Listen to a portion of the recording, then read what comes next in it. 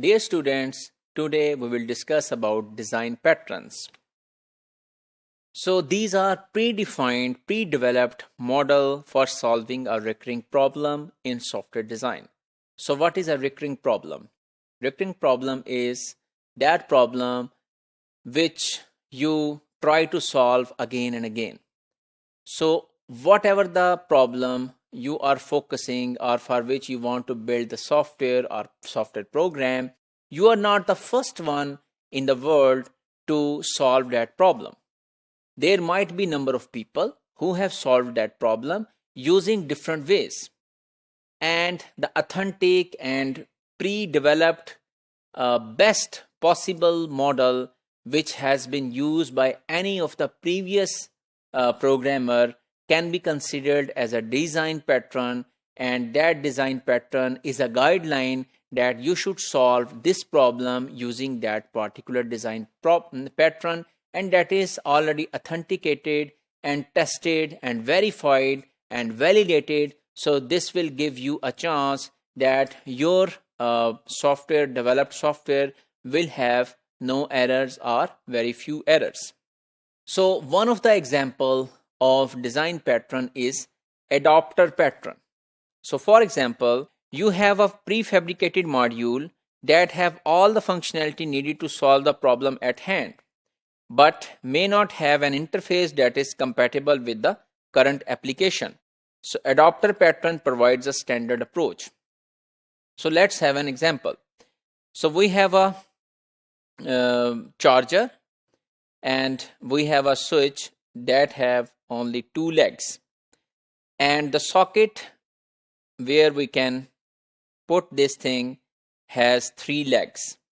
So this can give us electricity, and this is our, for example, laptop charger that needs electricity, but this cannot be connected with this socket because this has two legs and here we need three holes. So here you can see another switch which takes two inputs. So this can be connected with this using this interface which have three legs, and then these three legs can be connected with the socket.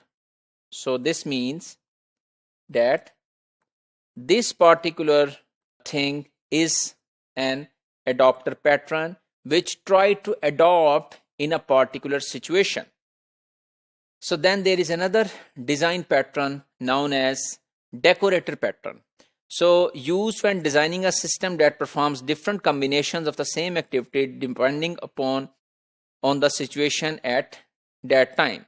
We have explosions of options available, and decorator pattern provides a standardized way of implementing such system that leads to a manageable solution.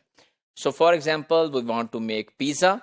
We have dough available here, and there are number of options available. For example, we have chicken, we have cheese, we have vegetables, etc. So if we want to make a chicken pizza, we can arrange things in the required order to make this chicken pizza from the dough. Similarly, from the similar dough, we can make the vegetable pizza by arranging the things in that particular order. So that decorates. So what is the goal of design pattern? The goal is that we should try to identify the recurring problem. You should try to understand, or the whole community should try to understand, that this is the problem not faced at a very first time. There are multiple people who have tried this problem and have tried to solve this problem. So what is first is the identification, and then creation and cataloging of design pattern for solving them and making them available to the other community is an ongoing process of software engineering. It has not finished. We are always trying to invent the design patterns based on the recurring problems. And then goal is not to identify the solution. In fact, the goal is to identify the best solution flexible for future changes. So if we summarize today's module, we have learned about very basics of design pattern, why we need them, and we have discussed two patterns, adapter pattern and decorator pattern, and we have discussed that what is the concern and the goal of software engineering when trying to identify recurring problem, and then when trying to identify the best possible solution. In the next module, we will discuss some other design patterns as well.